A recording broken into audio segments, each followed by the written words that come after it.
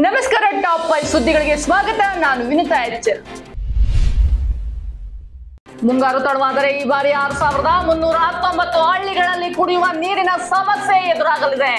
ಈ ವರ್ಷ ಮುಂಗಾರು ತಡವಾದರೆ 6319 ಹಳ್ಳಿಗಳಲ್ಲಿ ಕುಡಿಯುವ ನೀರಿನ ತೊಂದರೆಯಾಗಬಹುದು.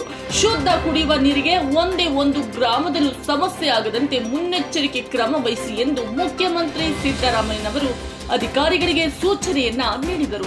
ನಗರ ಮತ್ತು ಗ್ರಾಮೀಣ ಪ್ರದೇಶದಲ್ಲಿ ಕುಡಿಯುವ ನೀರಿನ ಸಮಸ್ಯೆಗಳ ಕುರಿತು ಎಲ್ಲ ಜಿಲ್ಲಾಧಿಕಾರಿಗಳೊಂದಿಗೆ ವಿಧಾನಸೌಧದಲ್ಲಿ ಸೋಮವಾರ ವಿಡಿಯೋ ಸಂವಾದ ನಡೆಸಿ ಅವರು ಕೆಲವು ಸೂಚನೆಗಳನ್ನ ನೀಡಿದ್ದಾರೆ.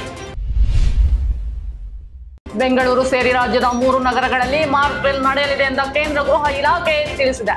ಕರ್ನಾಟಕದ 3 ನಗರಗಳಲ್ಲಿ ನಾಳೆ ಮಾಕ್ ಡ್ರಿಲ್ ನಡೆಯಲಿದೆ ಎಂದು ಕೇಂದ್ರ ಗೃಹ ಇಲಾಖೆ ಇಂದು ಸ್ಪಷ್ಟನೆ ನೀಡಿದೆ.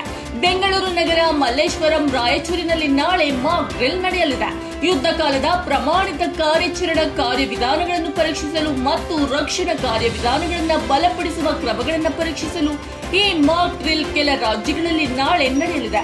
ಅಭ್ಯಾಸದ ಭಾಗವಾಗಿ ಲಕ್ಷ್ಮಿ ಪೊಲೀಸರು ಸೈರನ್ ಪರೀಕ್ಷೆಯನ್ನ ನಡೆಸಿದ್ದಾರೆ.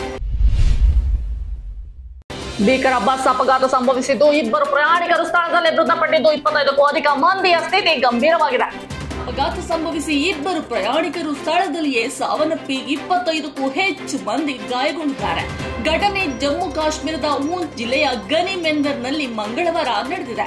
ಗನಿ ಗ್ರಾಮದಿಂದ ಮೆಂದರ್ಗೆ ತೆರಳುತ್ತಿದ್ದಂತಹ ಬಸ್ ಚಾಲಕನ ನಿಯಂತ್ರಣ ತಪ್ಪಿ ಕಂದಕಕ್ಕೆ ಉರುಳಿದೆ. ಇನ್ನು ಮೃತರನ್ನ ಗನಿ ಗ್ರಾಮದ ಮೊಹಮ್ಮದ್ ಮಜೀದ್ ಮತ್ತು ಕಸ್ಬ್ಲಾರಿ ನೂರ್ ಹುಸೇನ್ ಎಂದು ಗುರುತಿಸಲಾಗಿದೆ. ಗಾಯಾಳುಗಳನ್ನ ಮೆಂದರ್ನ ಉಪ ಜಿಲ್ಲಾ ಆಸ್ಪತ್ರೆಗೆ ಇದೀಗ ದಾಖಲಿಸಲಾಗಿದೆ. ಪರಿಶಿಷ್ಟ ಜಾತಿ ಸಮೀಕ್ಷೆಗೆ ಸಹಕರಿಸುವಂತೆ ರಾಜ್ಯದ ಜನತೆಗೆ ಸಿಎಂ ಸಿದ್ದರಾಮಯ್ಯನವರು ಮನವಿಯನ್ನ ಮಾಡಿದ್ದಾರೆ.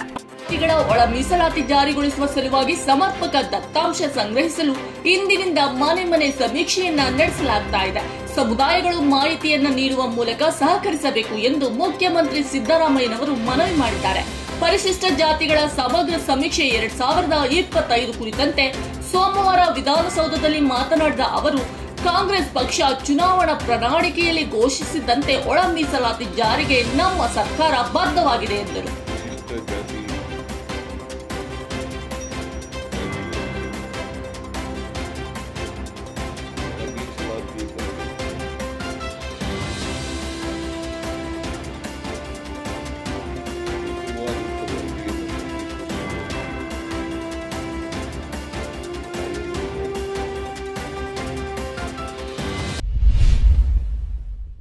ಏಷ್ಯಾದ ಅತಿ ಎತ್ತರದ ಆನೆಯಾಗಿರುವಂತಹ ರಾಮನ್ ಕೇರಳದ ದೇವಾಲಯದ ಜಾತ್ರೆಯಲ್ಲಿ ಭಾಗಿಯಾಗಿದೆ.